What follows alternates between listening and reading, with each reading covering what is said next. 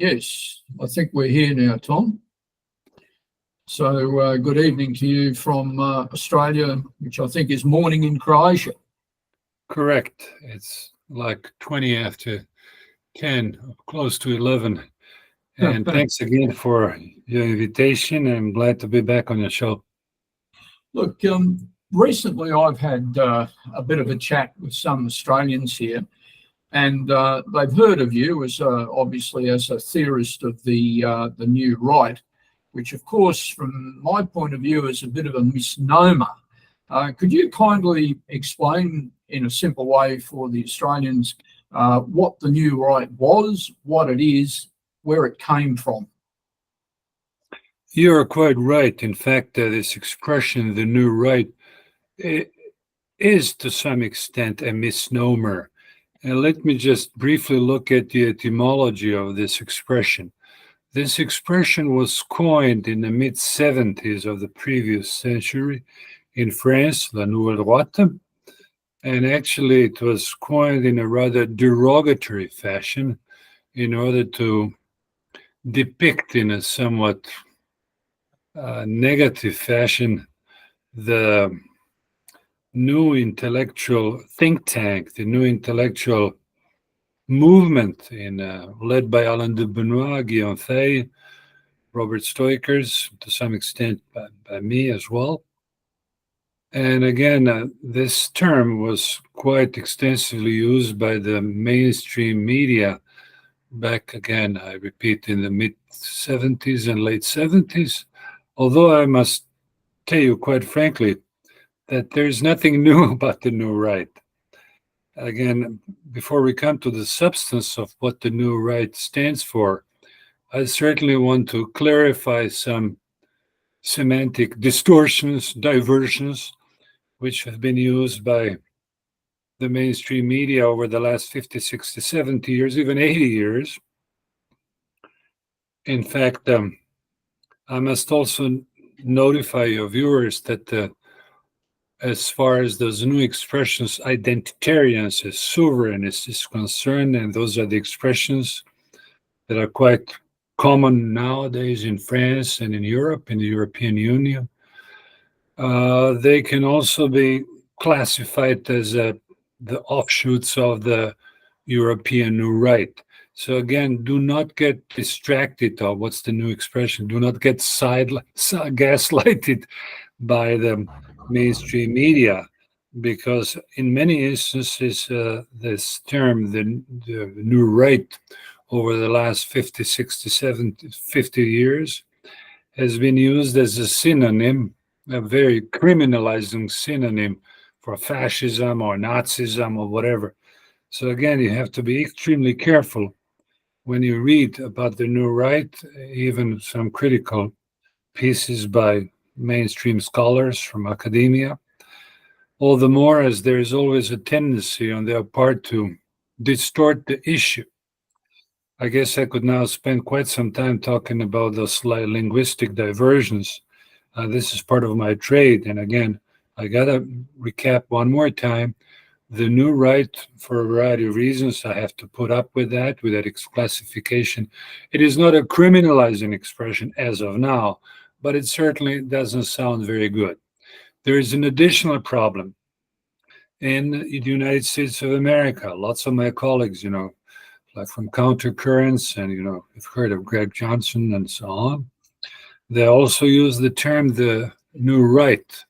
But again, there might be a problem with this expression, especially in the United States of America, as the new right has over the last 50, 60 years been associated with neoconservatives. Now, please make a clear-cut and very sharp distinction. There is absolutely, absolutely no affiliation between neoconservatives in the United States of America, or for that matter, in Europe, and our new European or our new right. In fact, we consider the arch enemies. They exclude each other completely. So again, and again, especially for your younger audience, for younger students, please be careful when you toss around those expressions, and when you adopt them from the mainstream media, make sure you know how to use them in the appropriate context.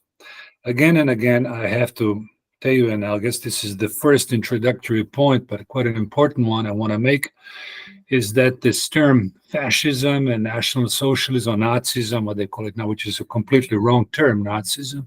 It never existed officially in the National Socialist Germany. It was National Socialism, it was not Nazism. Nazism is a derogatory word. Again, from the scholarly perspective, you see quite a few of pieces and quote unquote scholarly pieces published also in Australia and in Europe and especially in the United States of America, comparing, actually stashing, or what's the better word, categorizing, cataloging the new right as some sort of a neo-fascist literary movement. Again, before I start going into those polemical arguments, I need again and again stress that be extremely careful with those words like fascism and Nazism. All the more, I mean, I'm talking to you from my first-hand experience. Back in communist Yugoslavia, where I was born, everybody, even a liberal person, a leftist person, who was in disagreement with the party ukases, with the party directives of edicts, was immediately slammed with this expression, Nazi or Ustashi or fascist. So basically, those terms have obtained a very derogatory, criminalizing, pathologizing traction, and at the same time significance. Again and again, when and I've also been categorized as a neo-Nazi spokesman or neo-fascist, whatever that means. And again, I don't like this term at all, neo-Nazis. As far as the new right is concerned, okay, as I said, I put up with that. But then again, keep in mind, I hate to repeat myself and recap what I already said. In the United States, especially in DC and among neoconservative circles, and we can talk about them for a while. Yes. The new right is often used for depicting and portraying neocons, and of course we know what the neocons or neoconservatives stand for. They have this neoconservatives in America, and of course the stooges, you can say, the fans in France and in Germany. In fact, Joe Biden is a neocon. He doesn't call himself a neocon, but he definitely pursues and promotes the neocon policy, both at home and abroad. The neocons, I guess their sacred book is what? And again, in a metaphorical sense, we can say that they're Israeli firsters. So I wouldn't like now to talk about them at this stage. I just want to make sure that I am clear as far as the explanation of the European right or the right is concerned. Again, keep in mind, modern-day sovereignists and modern identitarians that are very popular in France and in Germany especially, they can easily be fit into this category of the new right.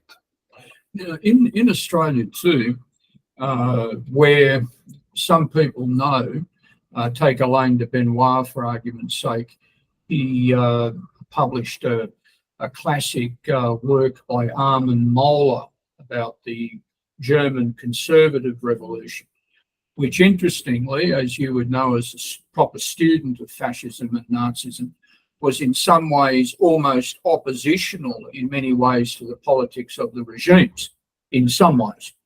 But he relied on some of the thinkers of conservative revolution. Many people in Australia also confuse conservative revolution with conservatism. And would you agree they're very much two different things? Yes.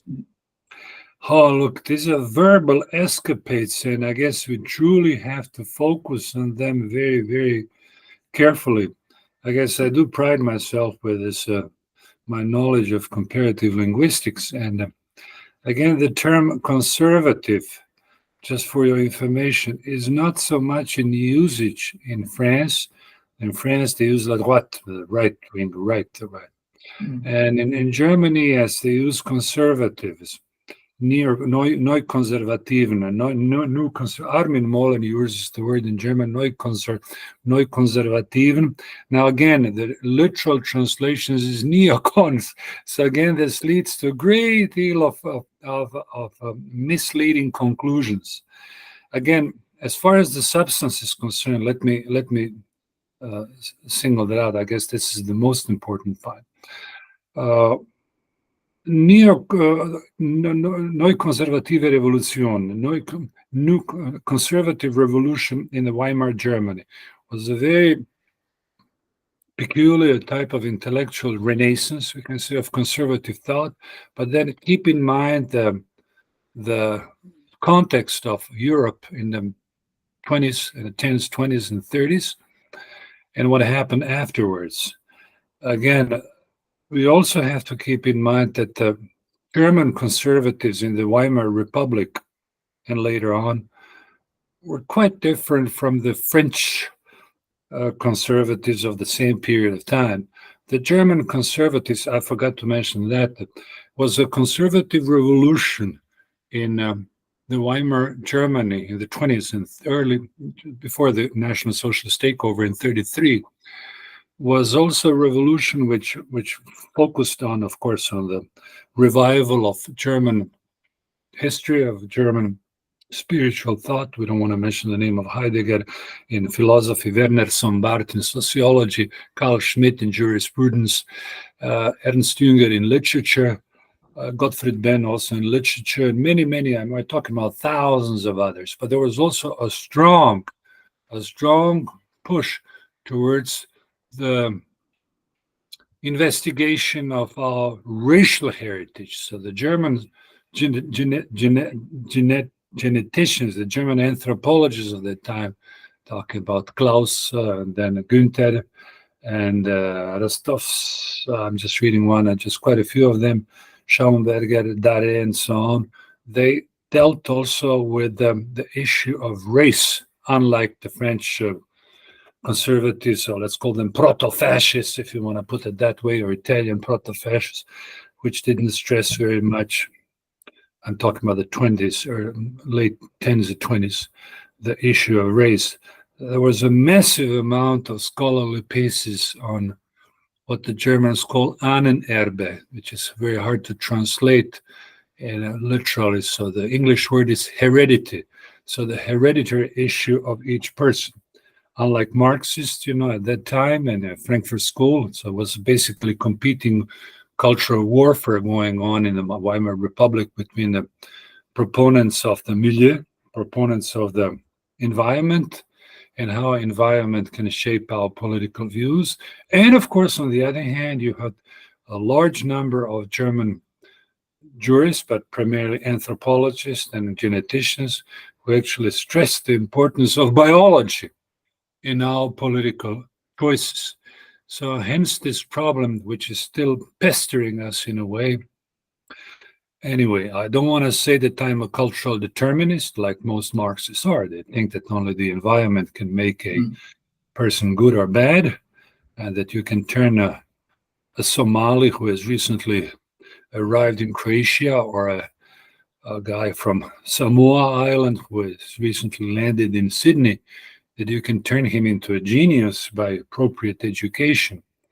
The racialist scholars, in fact, the hereditarian scholars, I'm talking about conservative revolution and their heritage back in the 20s and 30s, they also argue that you simply cannot change your genes. We can change our culture, we can learn and unlearn our languages, we can learn and unlearn our cultural past. I myself, in my life, have changed 3 passports so far. Very likely I might change another one in 20 or 30 years. But there is one thing I cannot change, and this is my heredity, what the Germans call Ahnenerbe, or Ahnenanlagen. Erbanlagen. Erbanlagen means literally heredity.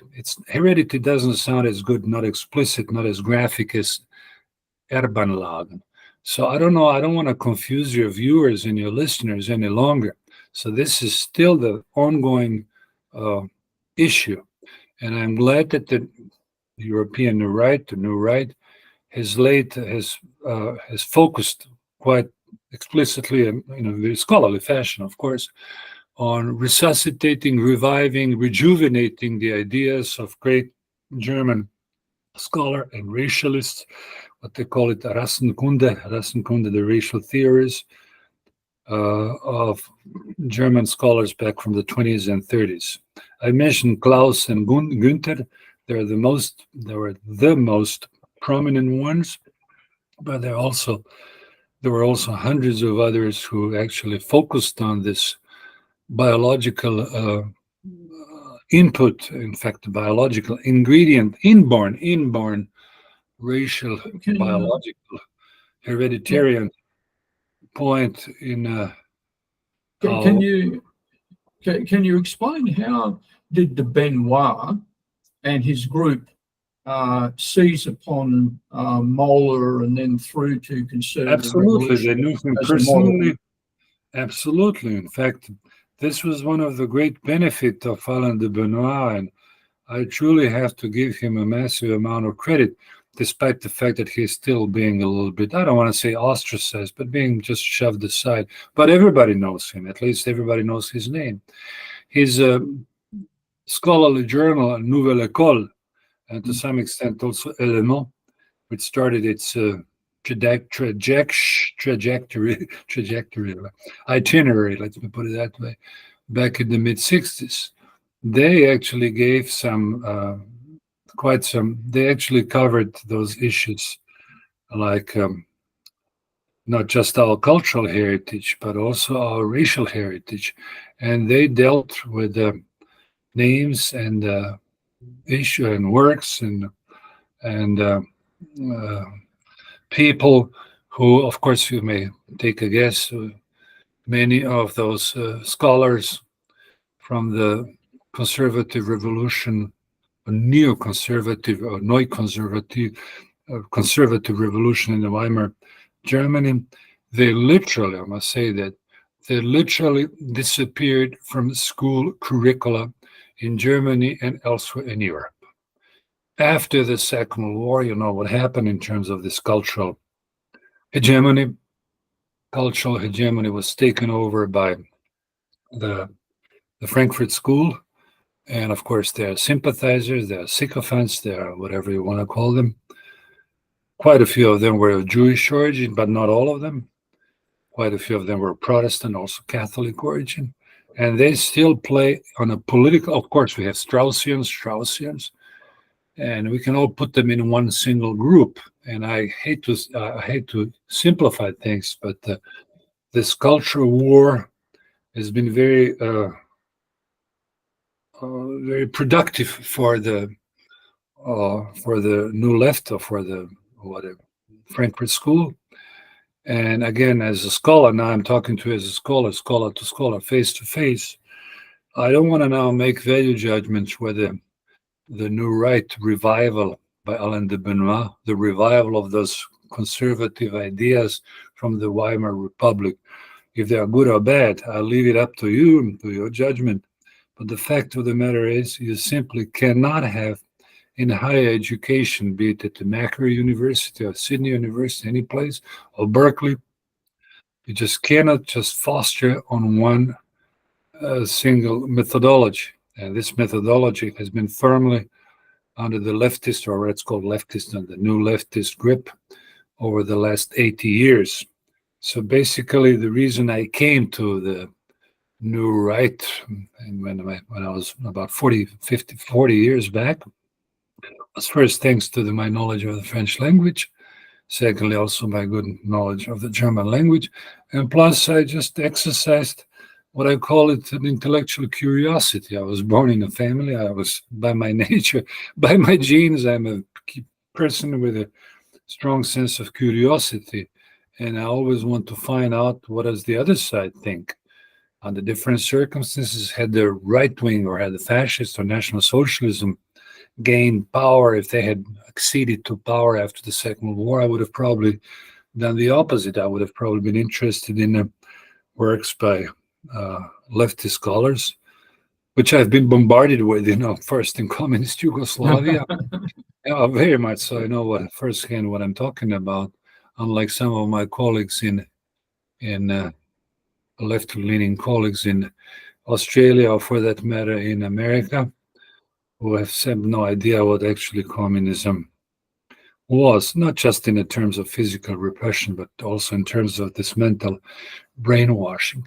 So basically, yes, it was a curiosity that pushed me to the side, and then I began to discover back in the 70s and especially 80s, and back in the States, the United States of America, where I did my graduate work, was the ideal place for doing research because you can practically have access to any possible book whatsoever, even books that were published in Germany and that are not available now. You cannot. Well, now you can download some, but not all of them. You could get your hands on. And so anyway, I was lucky that I started discovering uh, some of those aspects, not just the racial aspect, but also other aspects, also in literature. And I could now enumerate dozens and dozens of authors in jurisprudence, like I mentioned Carl Schmitt, there's Forsthoff, there's Frank, there's lots of other names. And folks have no idea. They usually assume that National Socialism was just the Auschwitz and burning people and making soap of them and whatever. But there was more to that. I don't want to make value judgment, but there was a massive amount of very scholarly articles in the realm of jurisprudence, in the realm of sociobiology. Yes, the Germans used very rarely, but they use the term Soziobiologie, but they use very much the term Rassenkunde. In the United States of America, we now have of evolutionary biology, because it's sociobiology. Why? Because I know some of those sociobiologists rather well. Of course, for linguistic reasons, but also for juridical reasons, they got to be a little bit careful how they use the word race, because the word race has now become the synonym for the absolute evil. I don't want to ramble and rant too much, but I just want to make sure that those linguistic and those verbal issues are crystal clear. And I would certainly urge your viewers, they don't have to read my whole book, whatever, but I make those linguistic comparative distinctions in the first chapter of my book, where I actually studied not just the etymology of the word the new right, but also the etiology of the right wing, what that means. Again, let me tell you one thing which is quite important.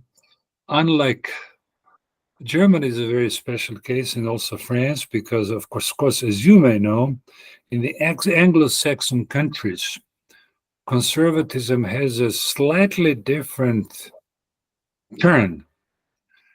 Keep in mind that the Bible, and I'm quite an opponent of the Bible preaching, of this Levantine preaching, whatever, this monotheistic preaching, is very strong, and even among some what they call white nationalists, in America, you will find people who, without even realizing that, even when being an atheist, even when declaring themselves, self-declaring themselves atheists, they still have this biblical monotheistic mindset, which that's probably good it's a credit for Germans. In Germany, the Bible, even the gospel, has not played such a strong role as it did in the United States of America, and to some extent also in the UK, in France as well. And of course, Alain de Benoit, including myself, we've been accused of atheism, of paganism, of anti-Christian stance, and what have you. Again, as you can see, this issue is very, very complicated. I guess we have to start with I forgot to mention the most important thing. You cannot understand the new right unless you first and foremost read Nietzsche. Okay, Nietzsche will give you the layout, it will give you the context for developing the strategy, even on the political level, of the new right. Is it a case that, and I know this is a bit of a Dorothy Dix question, is it a case that the new right strategy was to basically follow the so-called left model of the cultural struggle, the Gramscian struggle, to redefine? A lot of people have a lot of trouble grasping Gramsci.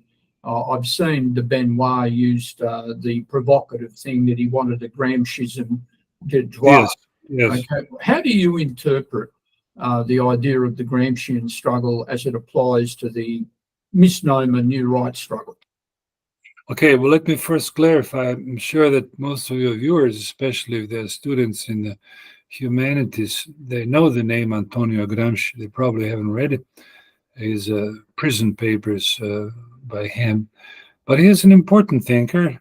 And actually, he was, I don't know if he was in half Albanian, half Italian origin. He spent 20 years in prison, in Mussolini's prison, but he wasn't harassed. He wasn't maltreated. And he made some very good insights into the Marxist thought.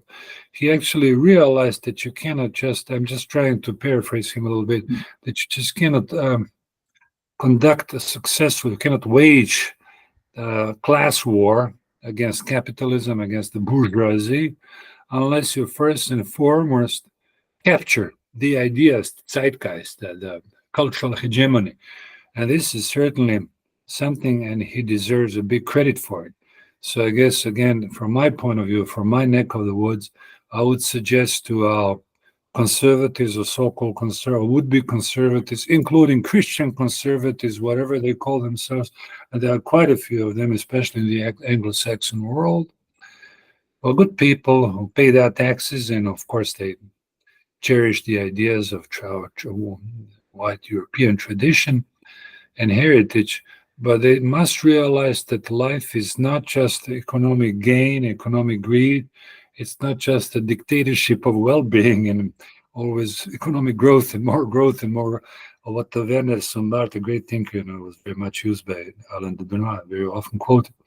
He said, the heilige Wirtschaftlichkeit, the holy economics, we can say. And this is, he wrote that in the 30s, can you imagine? And this is now where we all live in, be it in Australia, in Sydney, or in San Francisco, in Santiago, or in Zagreb.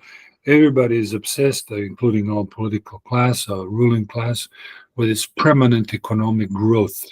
Why not cultural growth? And again, I'm sorry if I'm digressing a little bit. The conservatives, young conservatives in Australia, especially, and for that matter, anywhere else in the Western Hemisphere, they have to focus on this cultural hegemony and how to extort this cultural hegemony from the left, or from the, what they call themselves, left progressives, I call them, be it at the Macquarie University or the higher education in Australia and elsewhere.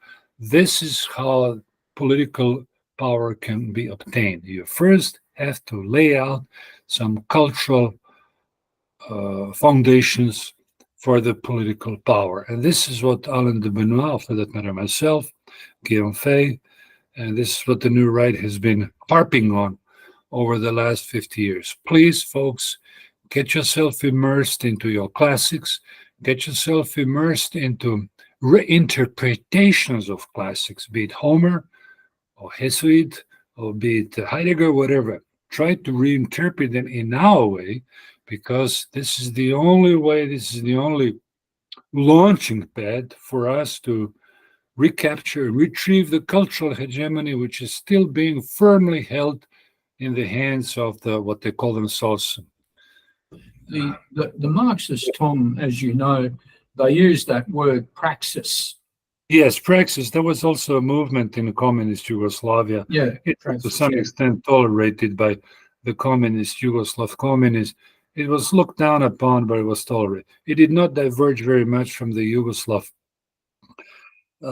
communist glorious future, but it just failed. And look, if you look at them, let me just, since we are dealing here with verbal escapades, let me just back up a little bit, backpedal a little bit.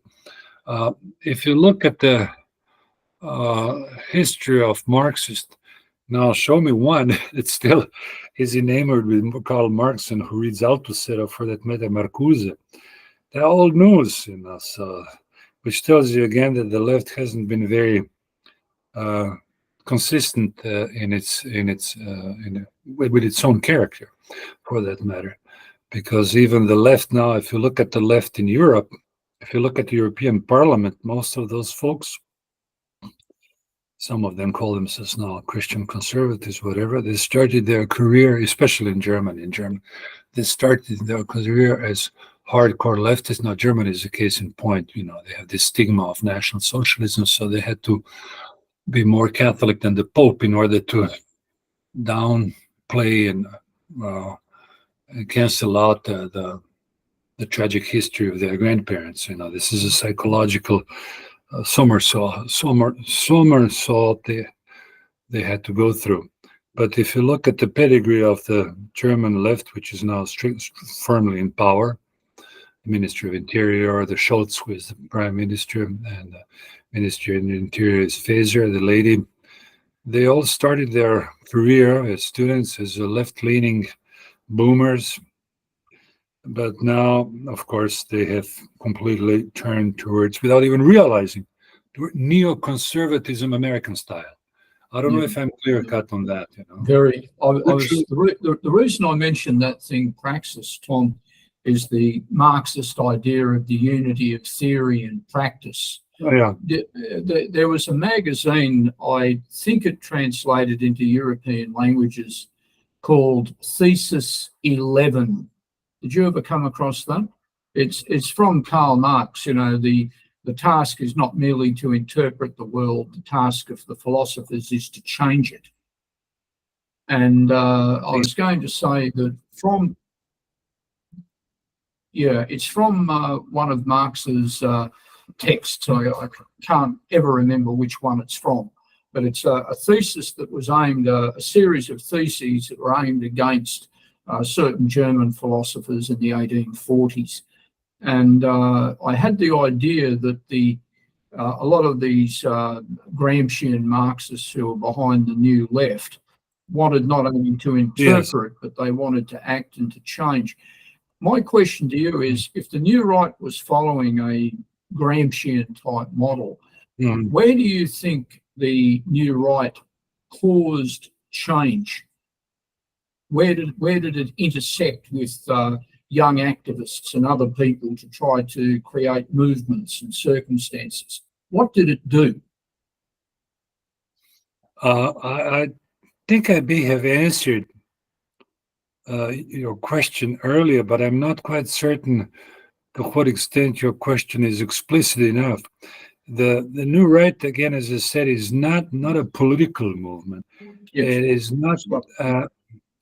It doesn't have voters. It doesn't have its constituency, but it certainly does affect the opinion of Rassemblement National, Marine Le Pen in France. It certainly has quite a few of fans or supporters, even financial supporters, I guess. Also, AfD in Germany, which is probably the strongest as of now, the strongest party in eastern part of Germany.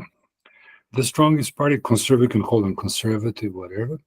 They certainly, some of those folks, some of them I know well, they are quite familiar with, first and foremost, with this Weimar conservative revolution, of course, with the ideas of the New Right and Alain de Benoit.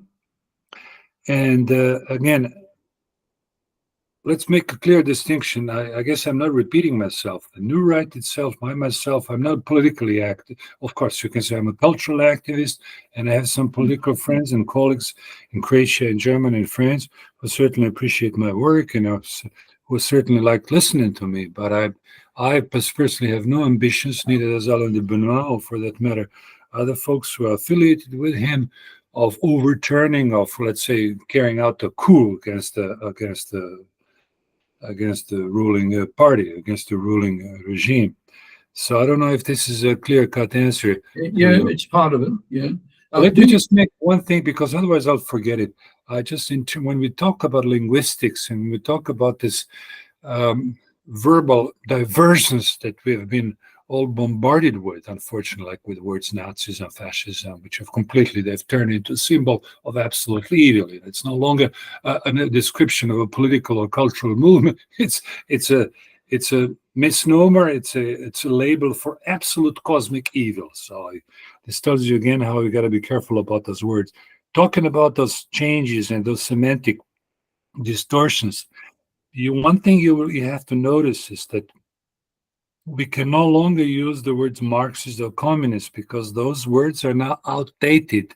And even quote unquote crypto Marxists, let's call them crypto Marxists or crypto communists or crypto Bolsheviks, I like this word most, they are no longer, they don't want to portray themselves as Marxists.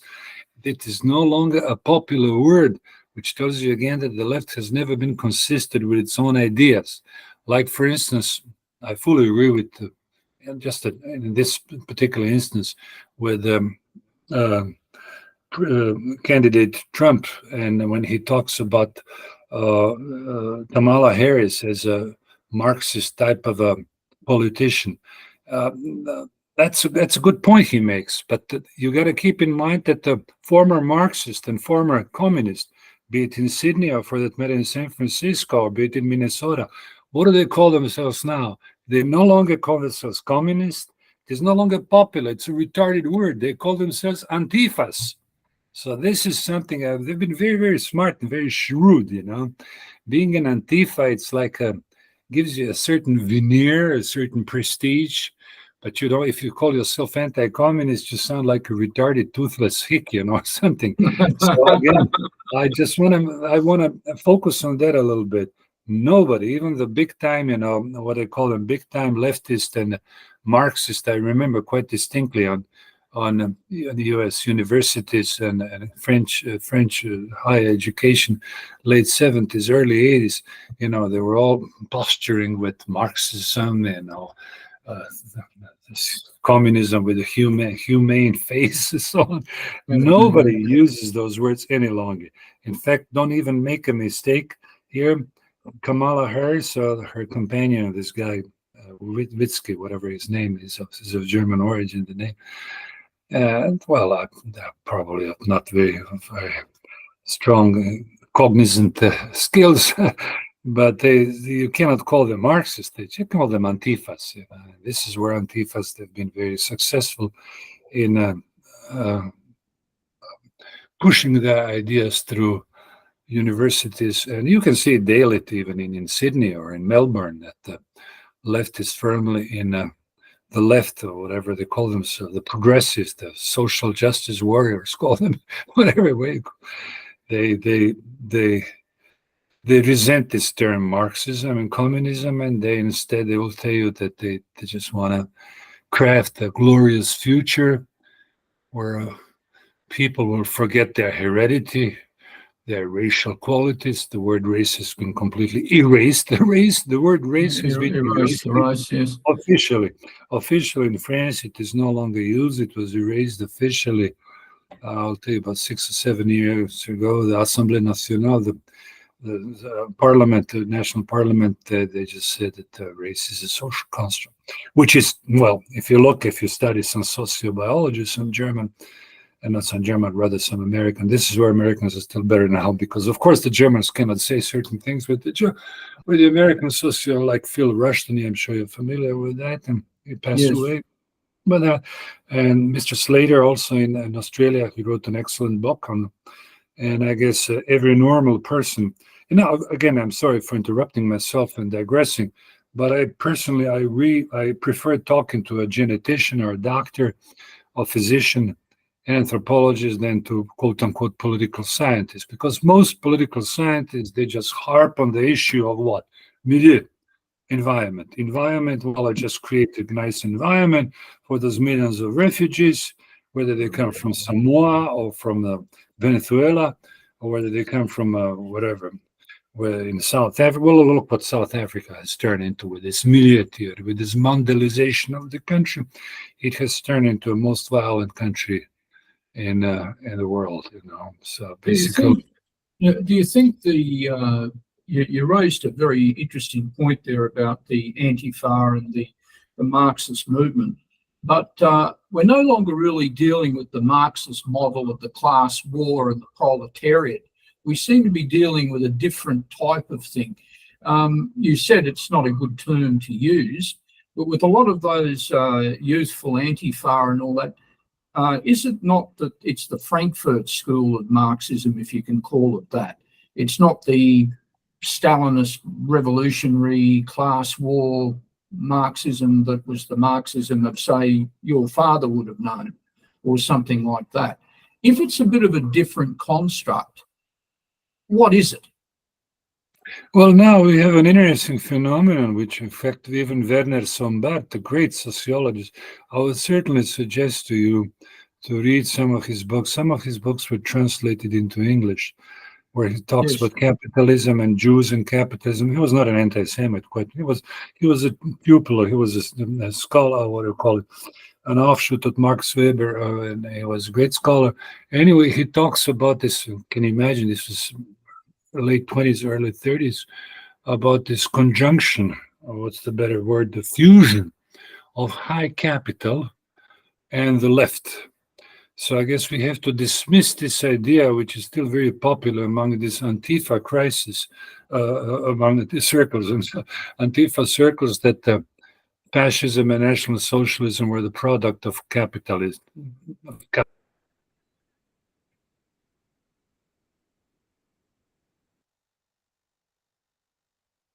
I think we have a sound problem there, Tom. We've actually developed a technical problem. Is it better now? It appears to be. You mentioned that Antifa, that fascism is a product of capitalism and so on. No, it's not true. Because keep in mind, again, it's not an accident that we use the word Nazi. Why not say the noun, the capital noun, socialism? It was a socialist movement. It was a cultural movement, a political movement later on. Of course, they lost the war. So you know what happens with those who lose the war, the outside humanity. And you can heap all type of a garbage and then all type of a criminal indictments, whatever you wish. You know, so we know it firsthand. Look what's going on in Australia, in Germany, and France with political correctness and with intellectual repression. We can talk some other time about this. So basically what I'm saying again, it's certainly, especially for your students, the left has been always a bedfellow of the capital. Of course, keep in mind that during the Second World War,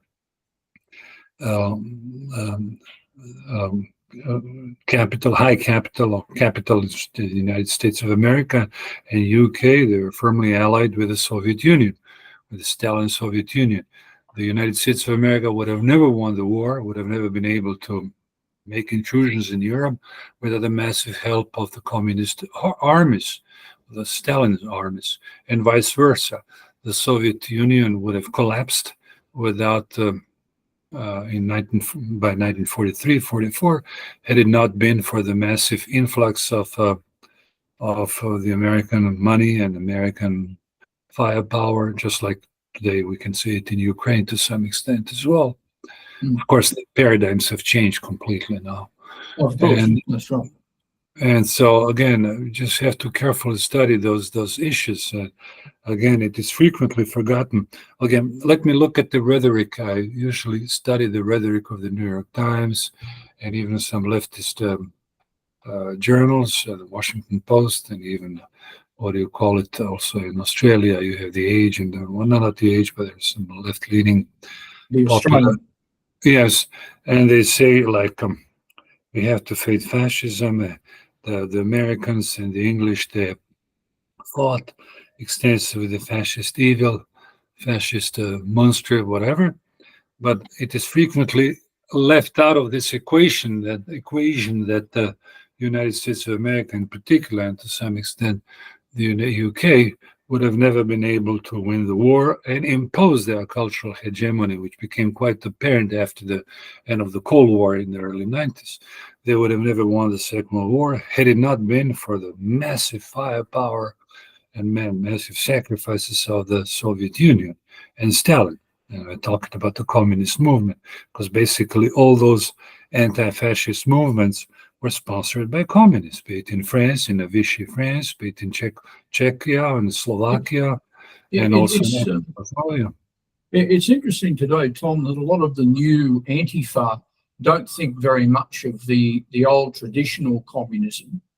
And do you think it's now that that type of left plays a greater role as the agency of globalist capitalism?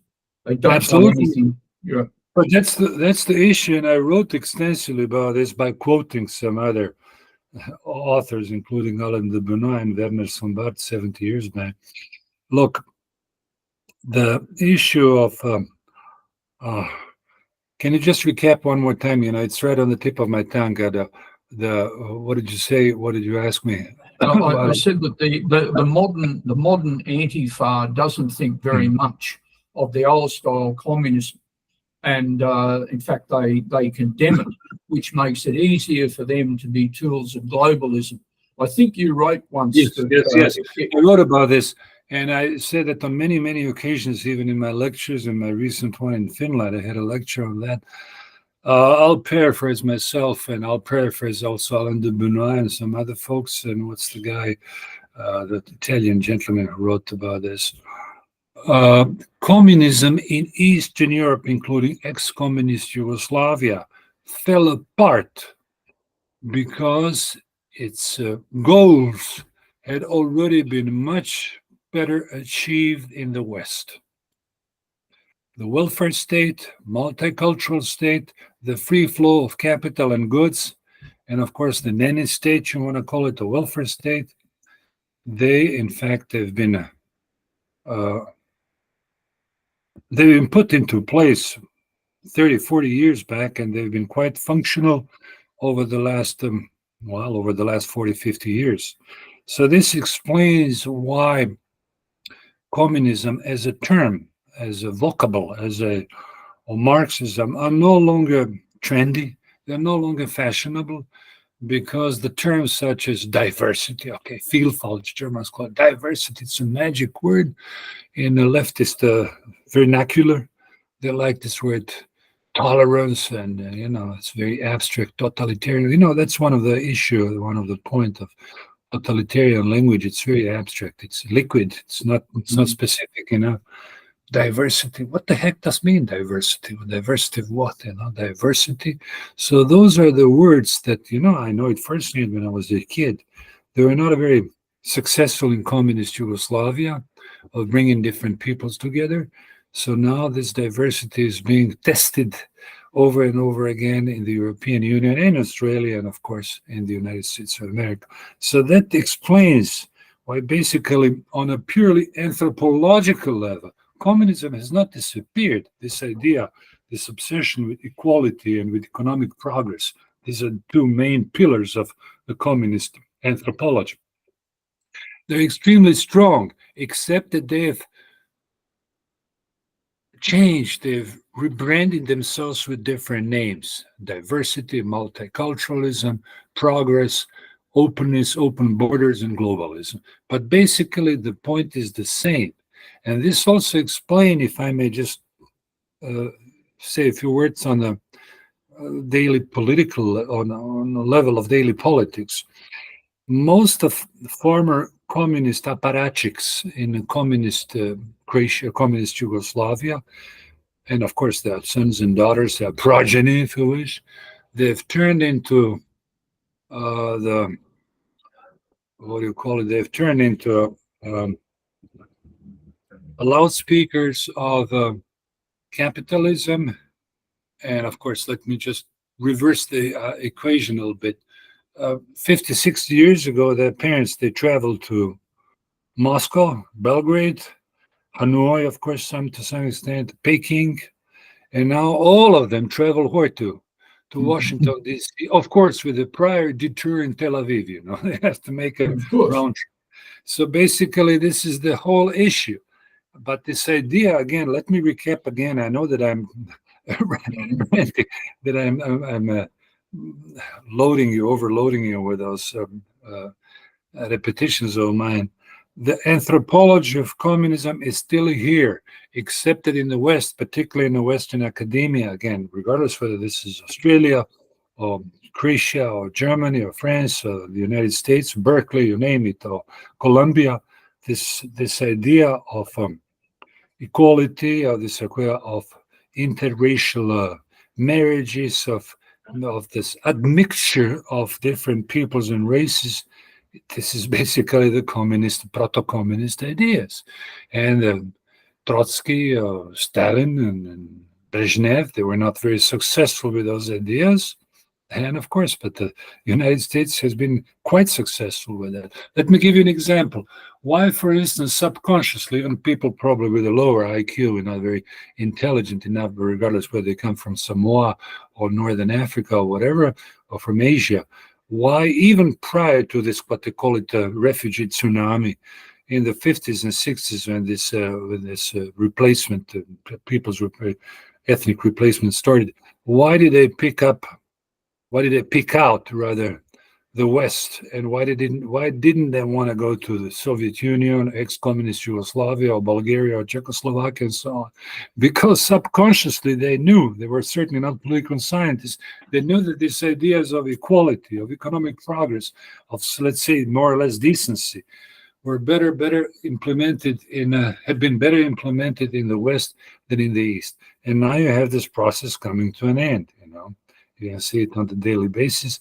This multiculturalism, which was tested first, in the Soviet Union back in the 60s, 70s, then in Yugoslavia. And Yugoslavia is a clear-cut example, crystal clear example why multiculturalism leads to disaster. Soon it will follow, And Germany and America, they're still okay. In terms, people are still not starved. They don't eat from the garbage cans yet, but it's coming to a halt. So again, I'm just bombarding you with too many issues, and I guess I would need the whole semester to clarify. No, what I think we're hitting on here is the fact that this cultural struggle that's come, and I use these terms very generically, left, right, everywhere, are the determinative things that seem to be creating the policy. And that's what I was getting at. I was talking subculture, not politics in the usual sense of the word. The success, or otherwise, as you would define it, of the new right school against this globalist alternative by taking things back to the fundaments of European society. Do you believe it's had an impact on a lot of people? Do you think it's spread from the handful of intellectuals into daily discourse anywhere? Yes, it did. It did. In fact, I mentioned earlier, although they are not explicitly referring, well, they do it, but it's not a criminal organization. It's an intellectual think tank, So I mentioned the Rassemblement National, which is the strongest party in France now, led by Marine Le Pen and her daughter. And of course, AfD, which is extremely strong in Germany. Those folks, not all of them, but some of their top-notch intellectuals, like this guy Kara, whatever his name and last name, I met some of them. They're fairly well familiar with the new right and with their theorizing, and not just on a political, or for that matter, organizational level, but also on a substantive and a philosophical level. So there's no question that the new right and Alain de Benoit have played a very strong role in reshaping and reconfiguring the mindset of those two strong parties in France that scored very, very well in the recent elections. And I'm pretty much sure they will have a more of an impact in the months and the years to come, especially now with the disastrous situation in Sweden and in Germany and the UK. Look what's going on. So I think we've temporarily might have lost ourselves again, perhaps. In the United States. Yes, I think we might have lost ourselves again, Tom. I think the internet is unstable tonight.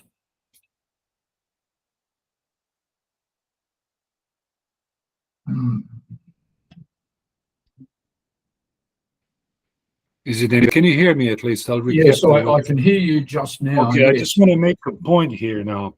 I am glad at least one good point as far as the new right is concerned. Most of the folks that I'm familiar with on a purely activism level, be it in Sydney or in America or for that matter in Germany, are familiar with our work, with our cultural heritage, with our cultural effort. Some of some of our stuff they haven't read, but they are familiar with that. And I'm glad, at least, that as far as the United States is concerned, that even many of those, what they call them, Hollywood Nazis, they're just stupid enough, they have come to, they begin to realize that you just cannot conduct a cultural war with some insignia that can get you into big problems. It's outdated, it's false, it's wrong, and I'm glad that many folks, especially in the States and also recently in Helsinki, I'm not talking about people in the two-piece suit, in Armani and Gucci shoes and so on, but the way you want to succeed in politics is by but reaching out to the grassroots people, and I'm glad that the new right has had some impact. It was a long story. It started almost 60 years, 70 years back, but it is having some positive impact. As we move through, I had a copy of your classic book, Homo Americanus, and it's something that in Australia, a lot of the right-wing type people, they don't understand the nature of the United States and what it actually is. And you've sort of put forward a very challenging thesis that the model of the current United States is extremely flawed, and that the regime in the United States is not exactly our friend.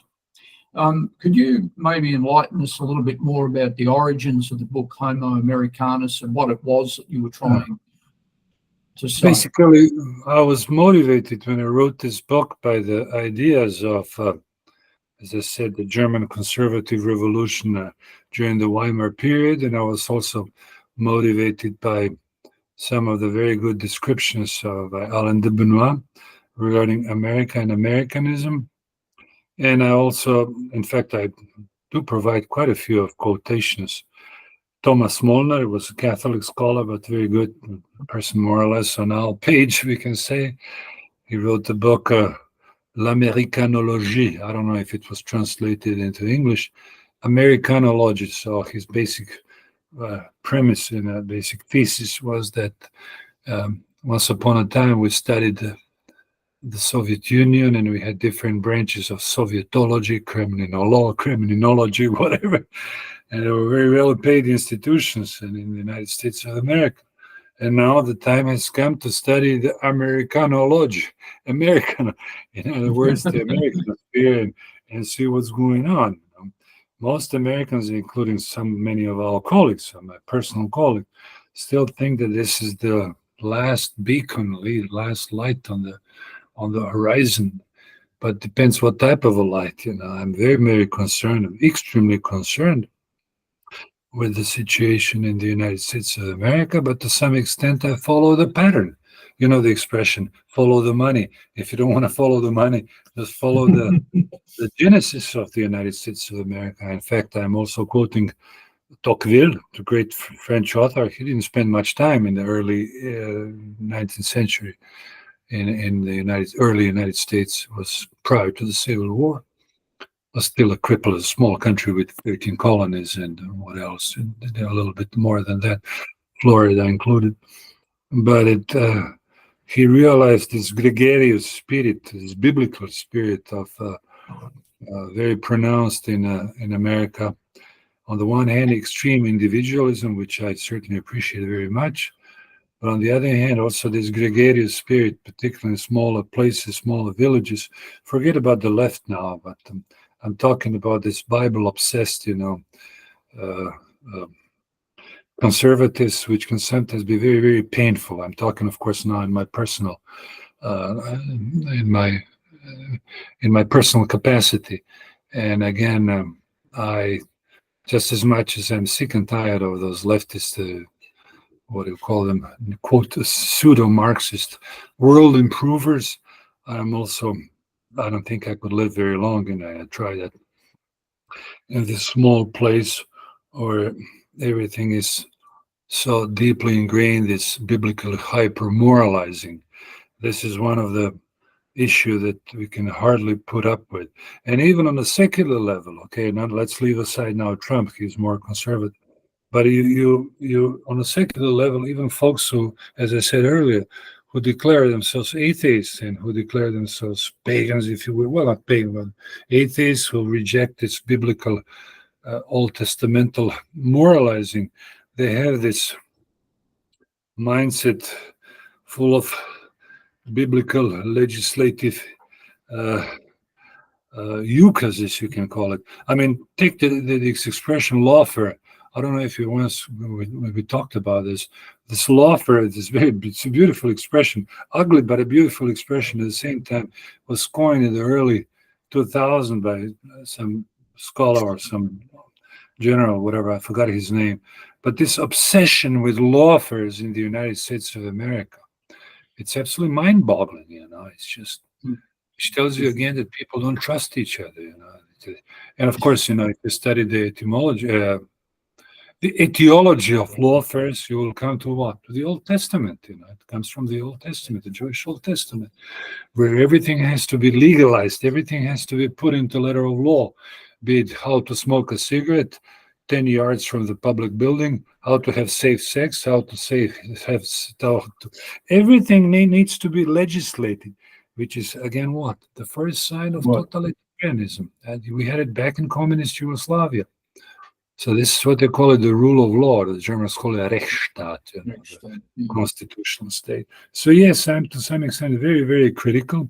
And I must say again and again, I mentioned that in my book, it is false. I'm not going to now exonerate and exculpate the Jews and their awesome influence in American media and American institutions such as Columbia University, Harvard University, Yale, and whatever. Very strong, they're strong donors. But again, keep in mind that the problems are Christian conservatives, or rather, I'm sorry, Christian Zionists.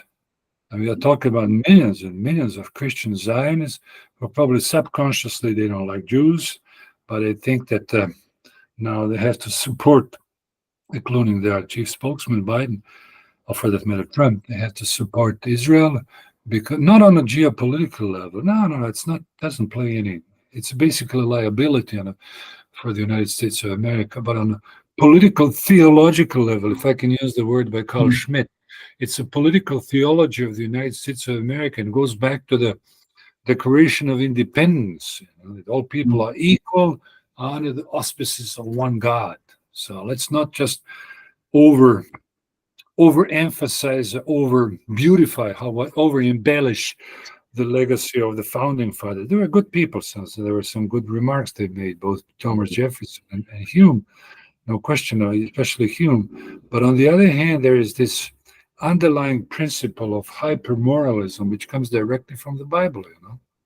Of course, in a secular transposition, if I can put it that way. Yeah. So that still irritates me a little bit, even with some of my close colleagues in the United States of America. This hyper-moralized. In Australia, you probably don't feel it so much now. England, okay, so. In Australia, certainly much less than in the United States of America. In Germany, thanks God, it's non-existent. But of course, they have a different transposition. Of course, I cannot now go into the psychology and the mindset of modern Germans. Keep in mind, Germany is not a sovereign country.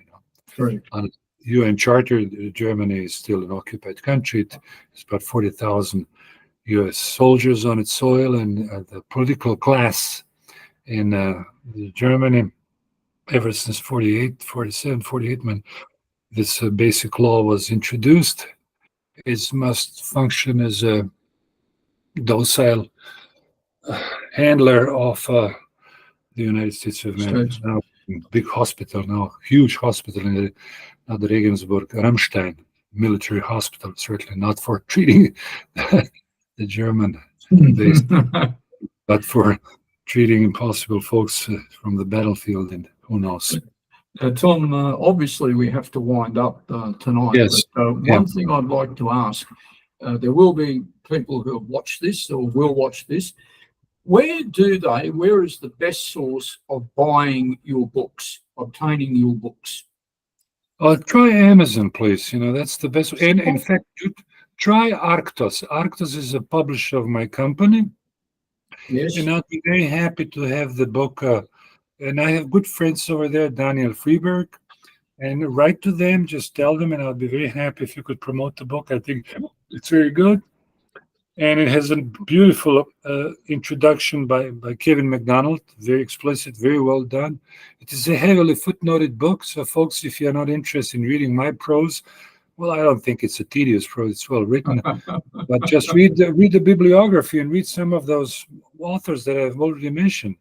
And I guess it's basically, okay, let's leave aside myself, and I don't want to do some self-promoting, but the bibliography, I guess it deserves some merit and some credit, because this is basically our heritage for our folks, regardless whether they live in Sydney or in Argentina or in Croatia and elsewhere.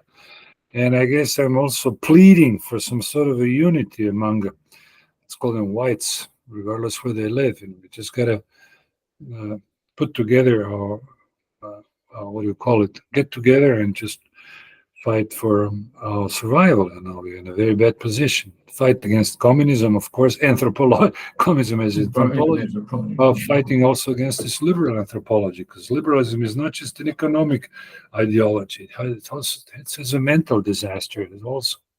And again, if there are any problems, if there are colleagues of yours who are interested in setting up some meetings and some. Yes, in fact, Tom, I'm happy to say that off air I'll be in contact with you very shortly about a proper invitation and everything to bring you to Australia. So we'll talk about that in due course.